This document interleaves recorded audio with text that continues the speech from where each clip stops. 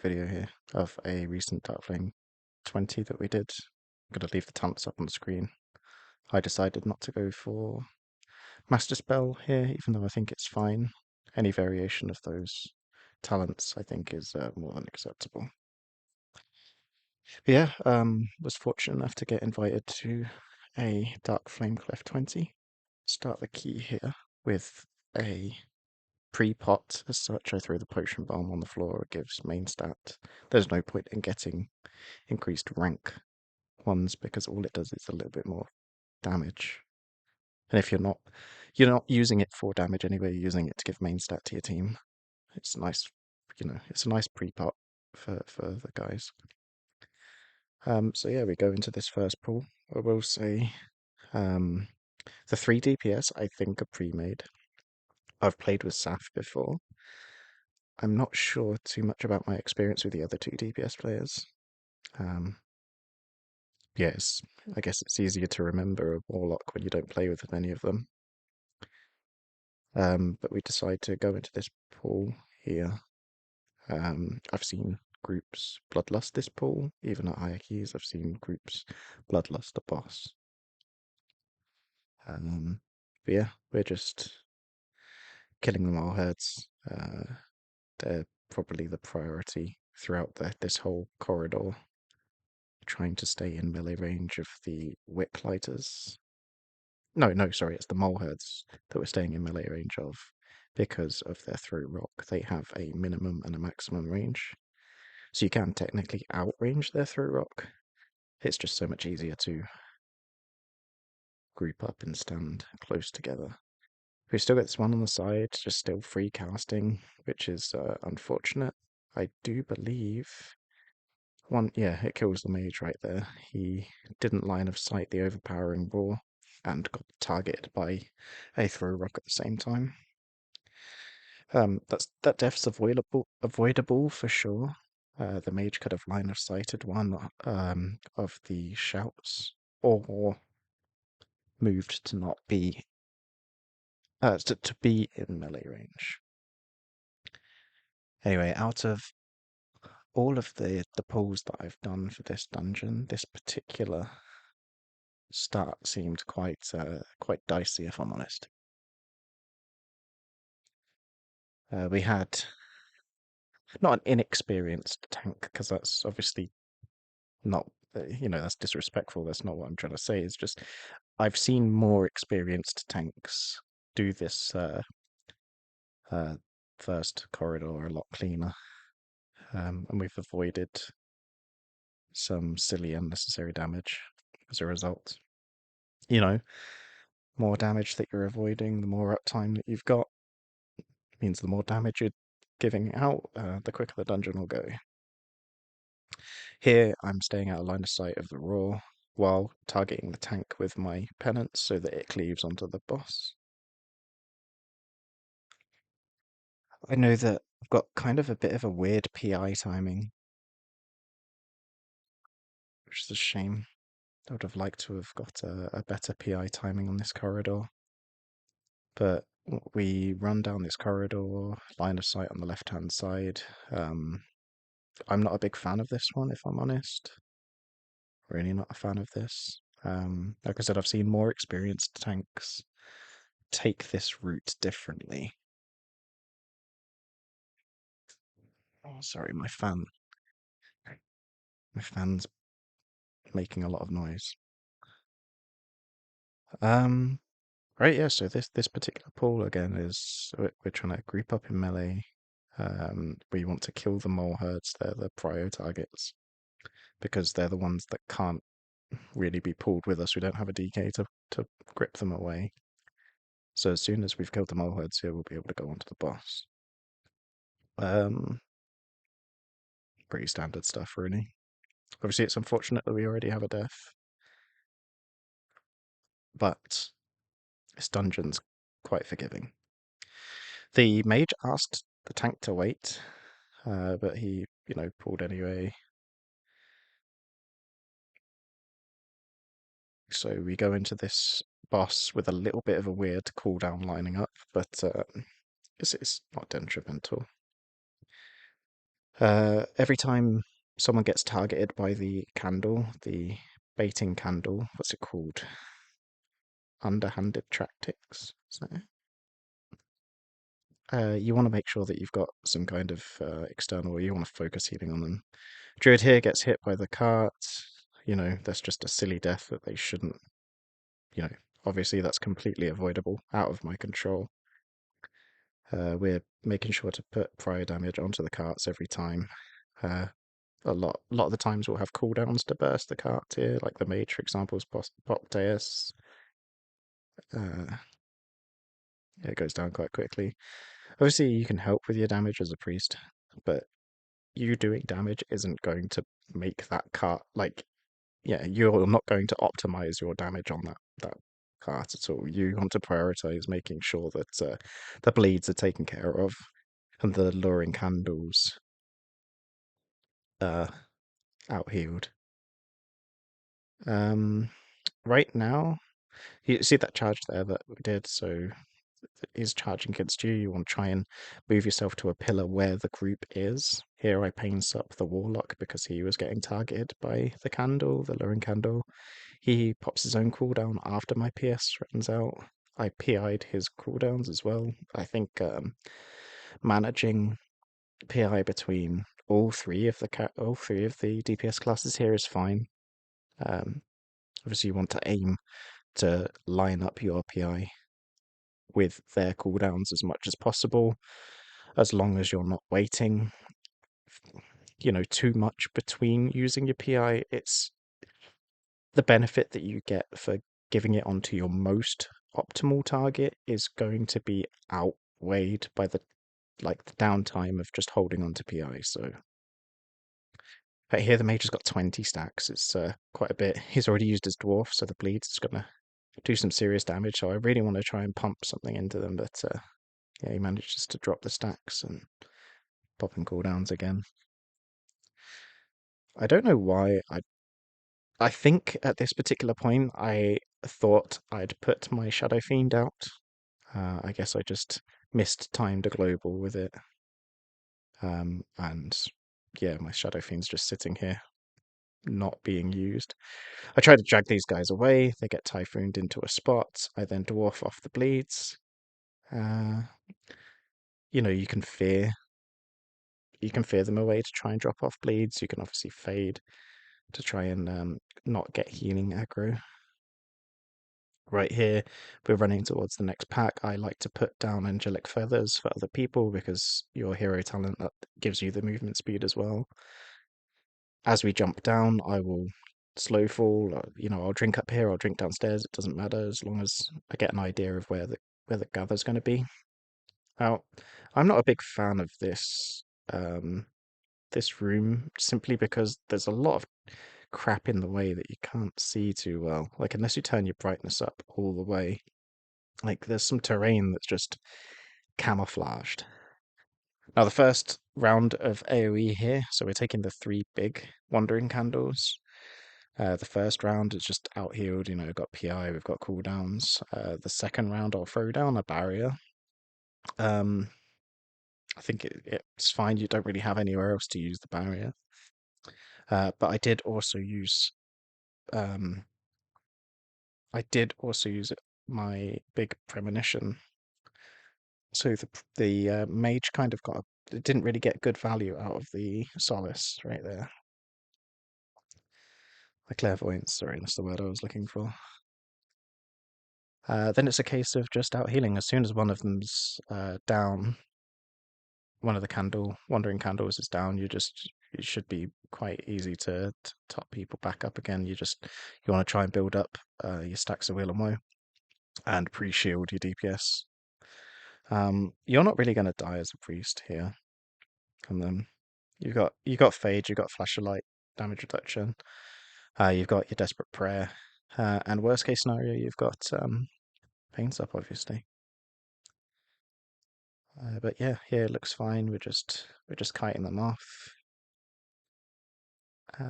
letting them die. I do believe they pull Pat from the room that we were just in onto the boss. So right here we're just gathering. We stand near a candle because you can line of sight the quenching blast as well as the flame that the fiends cast as well. The explosive flame there.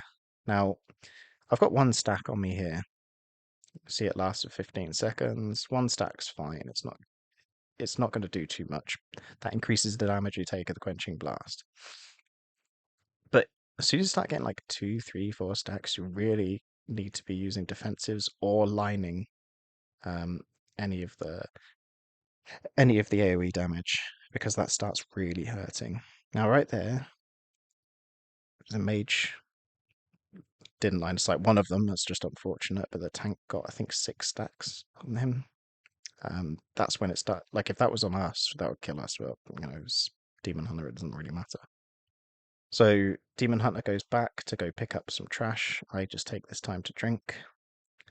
Normally, when I'm with a DK instead of a Warlock, I have to do these candles here, and I just, briefly forget that I'm with 3 ranged, and it doesn't target me all the time. But as a priest, you can actually hit 3 candles in one go with your movement speed abilities, so like your powered shield, your evangelic forever, that kind of stuff. And there's me thinking, oh shit, I need to light the candles, and I didn't get the debuff.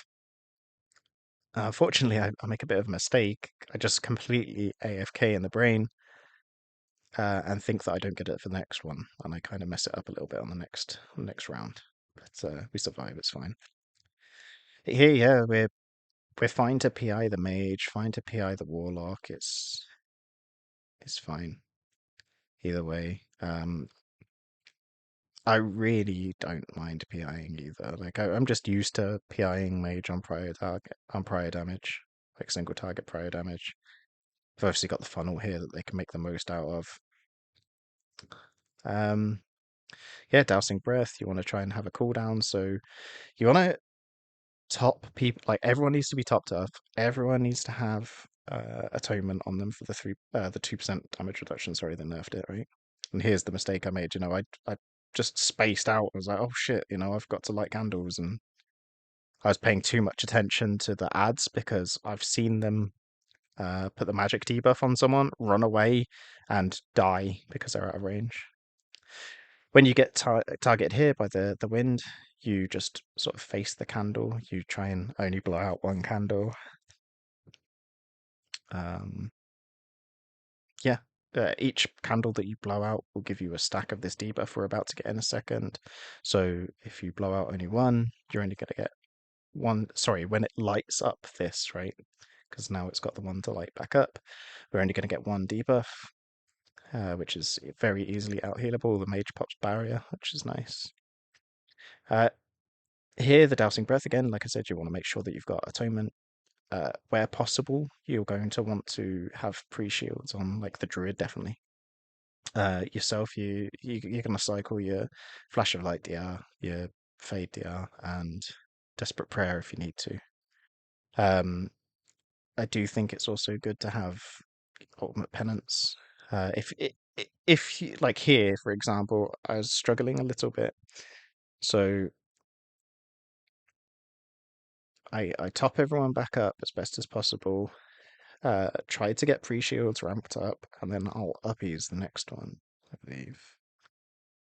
And I should have done it on a PI timing, but I'm focused primarily on PIing the mage here. I could have PI'd the warlock right there. Would have been fine. But I'm trying to line it up with the dousing breath and the mage. It just didn't line up as good as I had hoped. And then yeah, we uppies to give ourselves a big shield and top everyone back up. The mage just popped his cooldowns. It lines up a little bit out, but here's what it is. Right here, I'm kind of useless. I'm only getting to light one. Obviously, I can't teleport to the other side of the map. I can out heal 3 of these flames if I really need to. It's not fun. It's not optimal. Yeah, it's just rinse and repeat. Stacking up wheel and woe, trying to get as big shields on people as possible. Keeping people mobile so they can light the flames. This is a relatively simple boss. I ask for health stones here before the boss is before the boss is dead, just so that the warlock knows that it's something we want to top up. I've only got one charge left. I see that the mage has used them. I see the tank's only got one charge left. Um, Now's a good spot to get it because he's gathering, right? He might not. Oh, my dog. Not sure if you can hear that. I guess someone's outside. Um, yeah, obviously this is a good spot where we can gather. We're doing gather, so this is a good spot to have a bit of downtime and get the hellstones, but we don't know when the next time that we might get that is. So it's just always good to use these little periods, these little pockets of downtime as efficiently as possible. In that particular case, the efficiency was getting hellstones, rather than not being able to get them later and then not having a hellstone that might brick the key.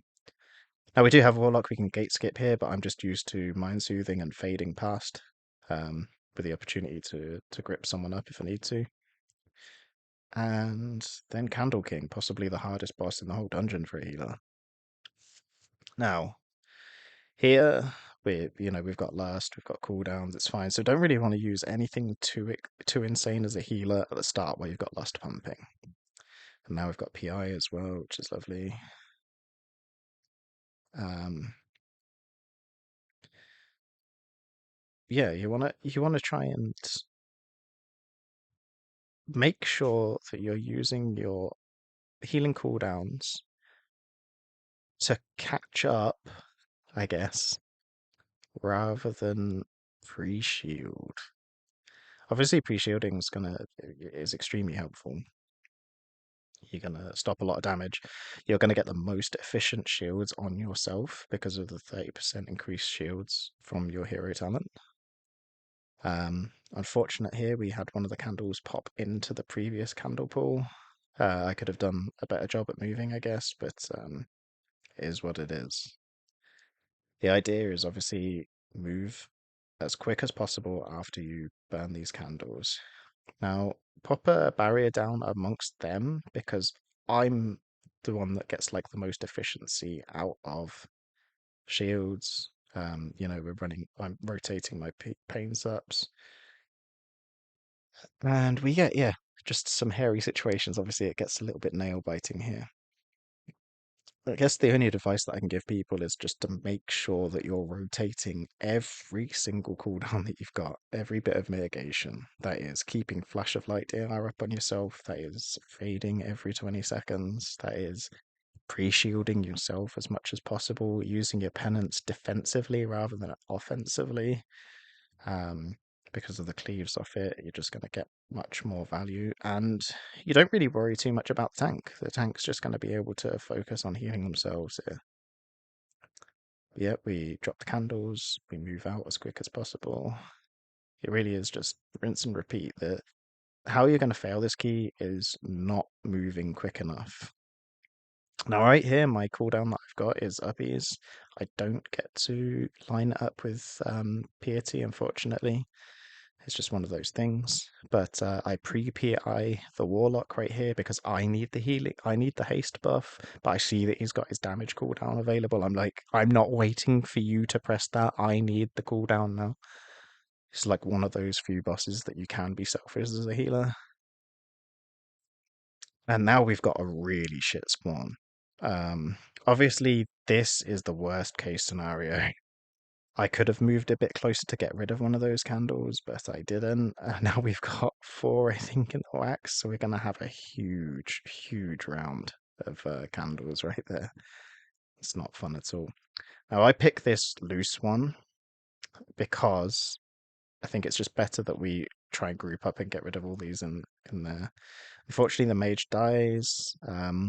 Eventually you're just going to run out of cooldowns, especially when a mistake's made. But we get a battle res off, and we're able to just pick up. We're recycling some good cooldowns. It's fine. It's all good. You'll notice I would have used potion earlier. I believe I used my offensive potion, like tempered potion, rather than mana pots.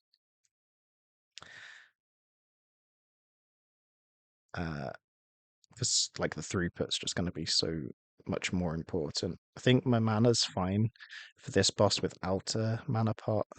I just think the value of the tempered pot is so much more, like to use it in between some cooldowns that you've got, because while you've got your cooldowns up, your premonitions, etc., you're going to be able to outheal the damage. It's when you've got that rotting damage while you're waiting for your ramp up again that you run into problems. So if I remember correctly, I tempered pot in between my cooldowns just to try and give me a little bit extra throughput. Now here, obviously I'm tapped for mana. I need to stay back and drink.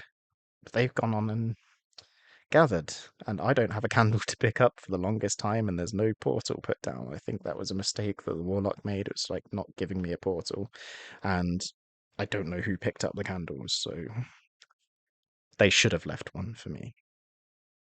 We do our first gather.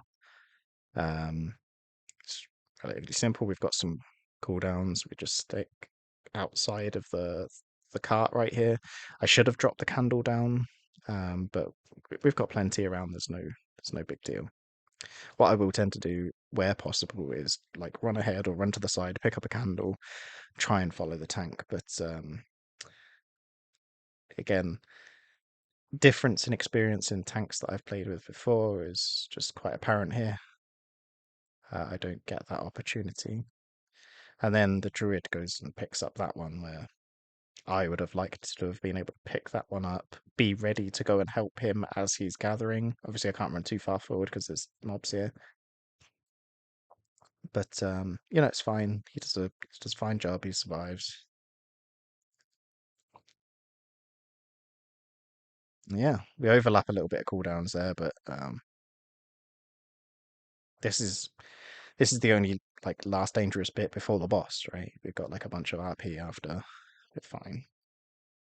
Um, Now the tank hasn't asked for paints up at all throughout this whole dungeon, so I've just been doing it where I see fit.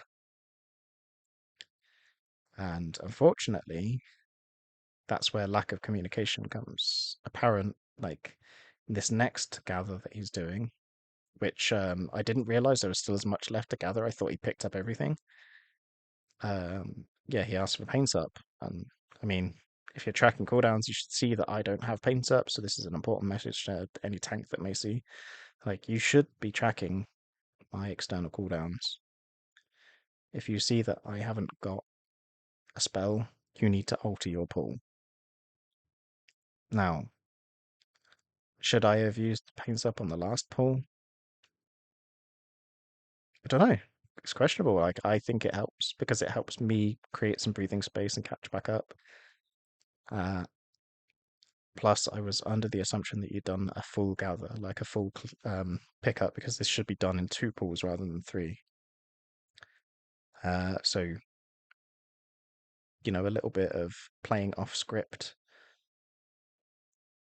results in us just having, some cooldowns not lined up. But thankfully, Pains Up isn't my only cooldown. It isn't the only healing throughput that I've got. So, even though he asked for Pains Up, I'm still able to, you know, still able to out here. Now, we're just doing the cart RP. This is relatively standard by now. Everyone should know you hit it down to 90%. You can't, well, you can hit it lower than 90%, but it, heals back up to 90% by the time you get to the boss, so it doesn't really matter. Um, yeah, we're just discussing what we're doing on the next one, so we're just like gathering the ads onto the boss. He's discussing who's moving the candle. I alt tabbed accidentally there, so I got like a bit of frame drop. We need 5%, which is a relatively small amount of trash right here. 6 minutes to do 5% trash onto the boss. Seems close, but doable. Now, I'm just trying to farm back some paint ups here by casting shields as frequently as possible on myself. The tank's just doing a bit of a gather. He's making sure he gets aggro before we move on to the cart and start the boss. Now, this boss here, the only real problem that you're going to come across is Eternal Darkness. So you want to try and line up any kind of um, defensives or healing cooldowns with Eternal Darkness. Now, there's going to be some overlapping you're going to do, but there's nothing wrong with overlapping cooldowns when the Eternal Darkness is so far apart. This first one, I do believe I pop a barrier down. Yeah, put barrier down, and I uppies just to give myself the shield. I had a big shield on the druid. Everything's fine. Now here, obviously, when someone's getting targeted, you want to try and make sure you've got your atonement on them. You try and get a big win on woe shield on them. But druid, there, good night elf. We've got the ability to dodge quite a few mechanics here through racials, so it's all good. Don't forget to dispel the tank because he's got the ads on him. That the debuff that he gets on him is obviously going to be hurting. It'll take you by surprise. He's got 10 stacks right now, but I need to focus on the druid. I get a shield. He pops into bear form and does enrage regeneration. Tank's got 15 stacks. Jesus, there we go. Right, anyway, I think I was more focused on the ramping up for Eternal Darkness.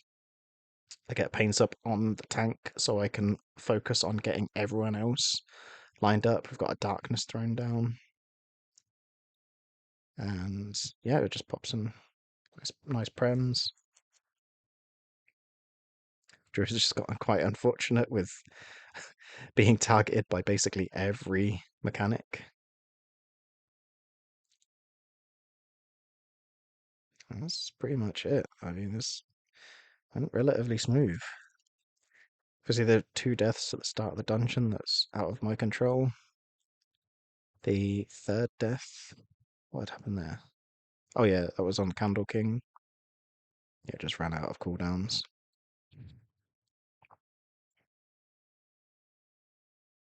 Perfect. And we're just rinsing and repeating, really. There's not really too much to talk about on this one other than, you know, it's one of the title range keys, then the 20 range. What will make and break this key is the root, really, and obviously the healing on Candle King.